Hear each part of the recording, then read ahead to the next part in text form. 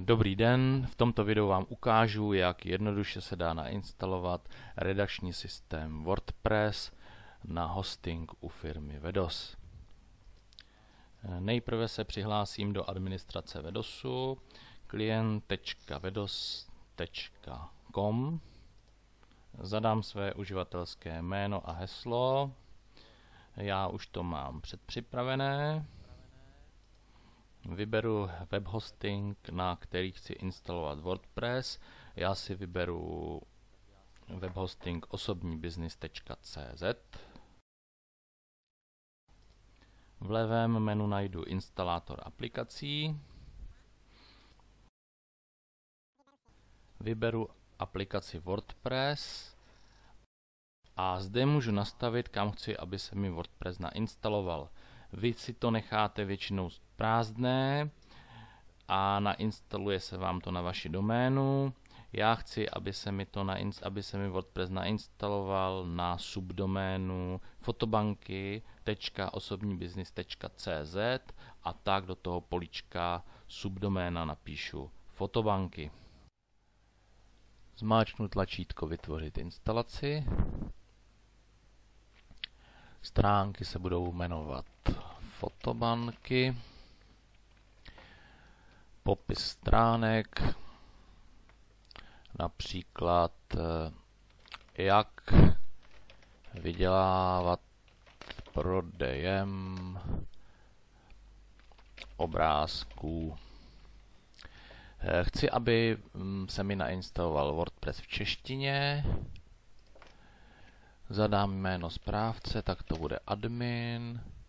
Zadám svůj e-mail a dám pokračovat. Zkontroluji, jestli je všechno v pořádku a zmáčknu tlačítko zahájit instalaci.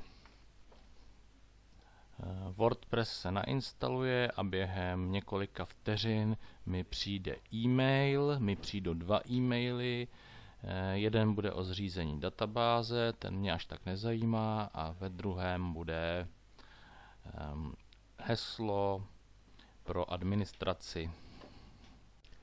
A nyní se můžu už přímo podívat, že je tam nainstalovaný. Takže fotobanky.osobnibusiness.cz je tady nainstalován český WordPress, jak vydělávat prodejem obrázků, a také se mohu přihlásit do administrace, takže si tady skopíruji heslo administrace, skočím na fotobanky osobní business WP login, jméno uživatele admin, heslo. Jsem v administraci WordPressu a nyní si nainstaluju nějakou šablonu, která se mi líbí, a začnu instalovat pluginy, abych WordPressu dodal nějakou další funkčnost, například měření návštěvnosti, potom tlačítka sociálních sítí, webový formulář pro získávání kontaktů.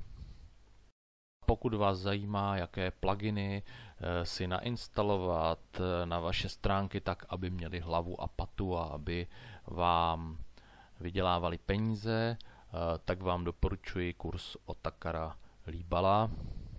Odkaz na něj najdete pod videem. Přeji vám úspěšnou instalaci WordPressu a nashledanou někdy příště.